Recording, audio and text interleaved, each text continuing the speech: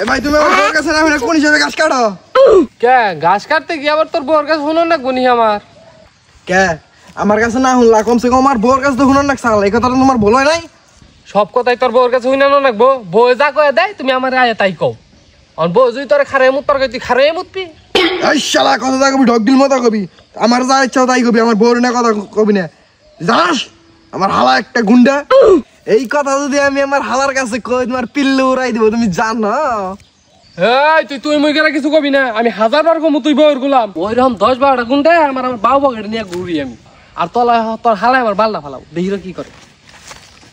তোমার খবর আমি জানি, তুমি কত বাড়ির মাছ। তোমার বউ যদি কয় যেন আধা ঘন্টা বয়ে থাকবে না, তুই তো তাই থাকবি না বয়ে। এই শালা তুই আমারে যা মনে তাই কবি, আমার বউরে কিছু কবি না। আর তুই যার দে মনে তার দে মার খাওয়া, কিন্তু আমার বউরে দে আমার মার খাওয়াস কি করে। কি কয় আমি তোমার মার পারতাম কে, তুমি আমার বড় ভাই না। এই মুতালেব যাওয়া রইছে বাদ দে, তাহলে বিড়ি নে একটা। ওকে বিড়ি ঘর থেকে বলছি খাওয়া নিয়েছিলাম, যারা একটু না দেখ ভাই ই না কথা আমি সে বুঝবার দেন যাও না, আমরা দুইজন যে বউর গুলাম এটা জানি মানুষ না জানি।